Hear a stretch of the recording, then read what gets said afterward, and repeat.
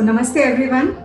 Today we have with us our very own Miriam Koshi from the batch 2000-2002, the founder of COVID Outreach Goa, a group of like-minded people that has helped thousands of migrant workers in Goa during the lockdown and is helping. So, first of all, thank you, Miriam, for agreeing to this conversation. And let me congratulate you, or rather salute you, on behalf of your alma mater, Goa Institute of Management, for this great initiative. May I request you to share the story behind the formation of this group or the inspiration? Sure.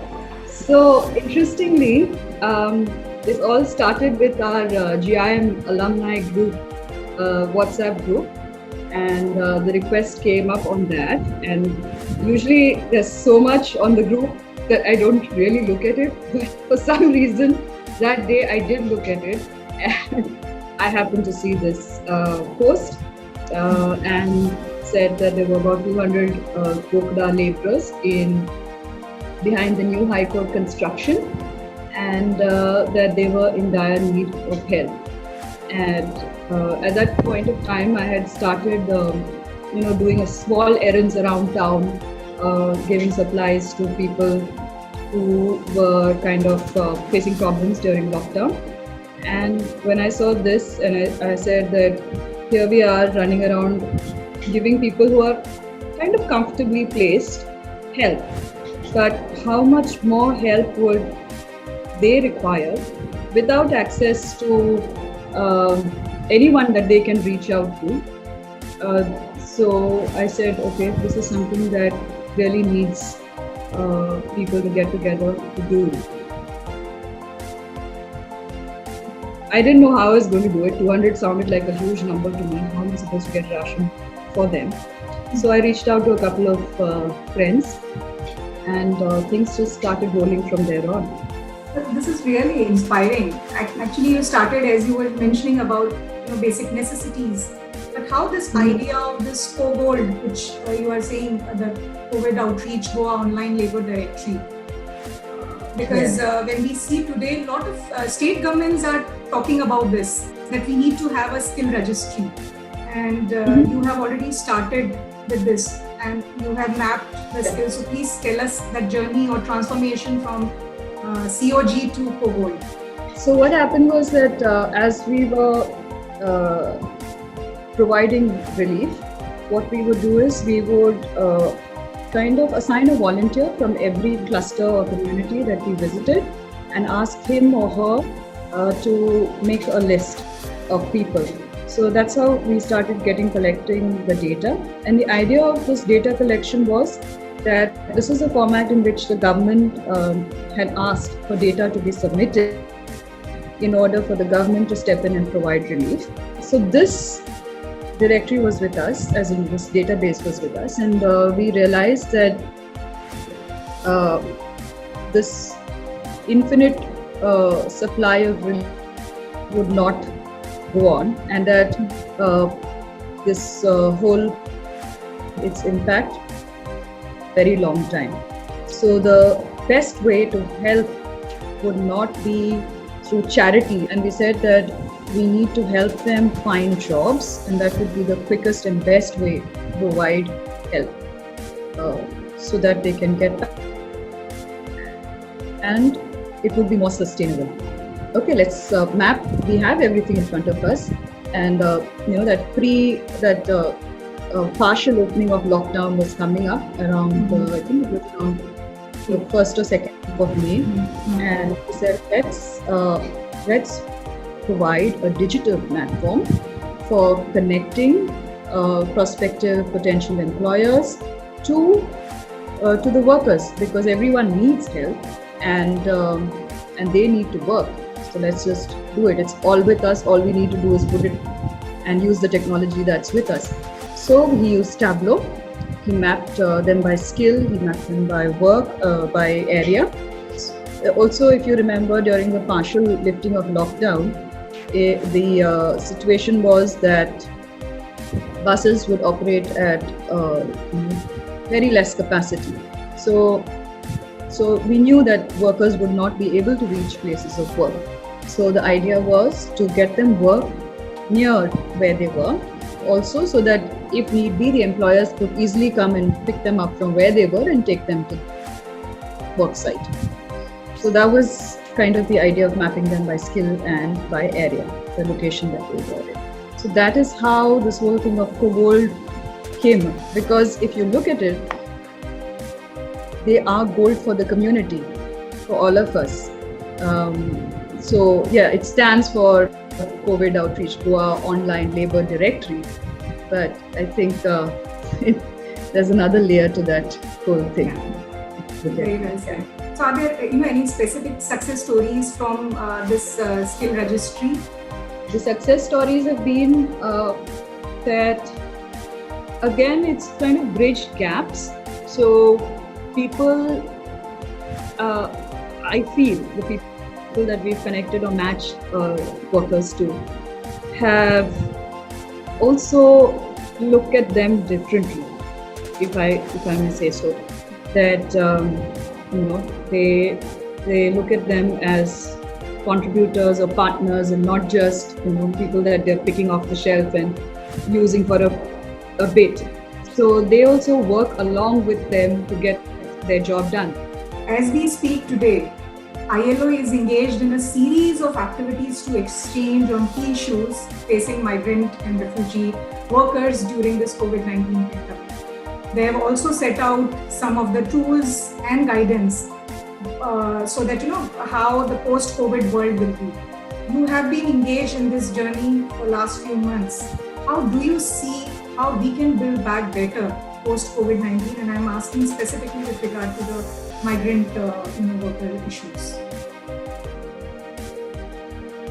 Building back better involves policy change, for sure. The whole approach needs to be of formalizing the informal.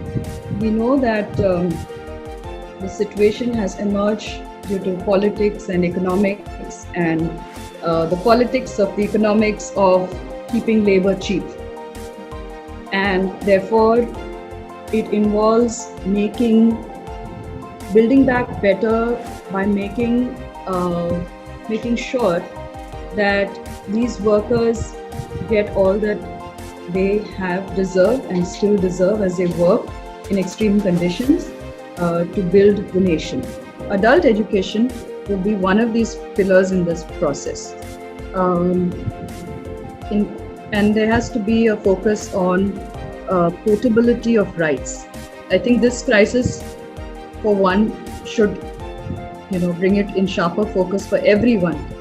And I'm not saying bring huge changes, but at least start with giving them fair wages, giving them a safe and good accommodation. So they should be able to access PDS wherever they are. They should be able to access the central government schemes wherever they are. Yeah. And this would be like one start to make sure that they are not as disenfranchised as they are right now. And we need to help by giving a voice to what has been a voiceless community. What I'm sensing that this COVID Outreach Goa, even post-COVID world, I see this as a civil organization working or becoming a voice for voiceless. So what are your plans? What is the way forward for COVID Outreach Goa? Yes, so for COVID Outreach Goa, the plan is to bring changes on ground. Mm-hmm. And we realize we are, all cogs in the machinery. Mm-hmm. And if all of us work in tandem, we can bring about those changes. Be it through on-ground activities, through research, association, action, and activism too, if required, everything. So COVID Outreach Goa, as we speak, is evolving, or has already evolved, if not on paper, but we've evolved into change on ground. And yes, so we've already started the work. Mm-hmm. Yeah, and the legalities. remain, but we have started the work. So as a foundation, we intend to do all this, to do all the surveys, to do all the research, to do all the to make these papers, and to bring about or to push for policy change, while at the same time working on ground in terms of creating opportunities for livelihoods through self-help groups, through, again, there are so many resources available. It's a matter of connecting those resources to the people who need them. Now, in this day of telephone, and we don't really need to be there. We have already built a bond. We have a picture in mind. We have our plans in mind. All we need to do is connect them to the right people over there. So be it getting them to open their bank accounts or Jan Dhan accounts or access the Ujjwal Yojana, whatever it is. So it can be all done over a call if you have your plans in front of you. So volunteers are already working on this, and we are connecting them to banks and guiding them to access all the schemes that are available for them. And at the same time, over here, we've tied up with the Labour Board, and we're trying to get them to get their BOCW cards organized for them. And this again is through connection through Ram at LabourNet. He connected me to Sudhir, who works here for LabourNet, and we're taking this forward through this. So it's also beautiful how the GIM community has put up, and everyone's like, yes, let's do this. And right from Professor Ranjini Swami, who's been a huge pillar in terms of being, doggedly going at the research and at the survey and calling. I mean, just seeing how she keeps at it all the time. I think all the millennials in our groups have seen what work ethics can be like. Yeah. No, I think, this is really wonderful. Is there anything else you would like to share as a message to the people who would be watching this conversation? You can make a change.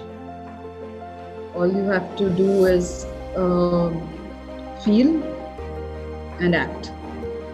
That's all I would like to say. If you feel it, please act on it. Thank you so much, Miriam, for this wonderful sharing. I think, rebuilding that livelihood strategies or reintegration strategies, or, for the returning migrants or the migrants who are wanting to work, their rehabilitation is very much needed. And I think this pandemic is also a stark reminder, as you said, of the need for cooperation, collaboration, constant conversation and compassion. And really glad that, you put this forward, that our responses will actually determine how fast the world will recover. So we all need to do our little efforts to bring that or build that better world.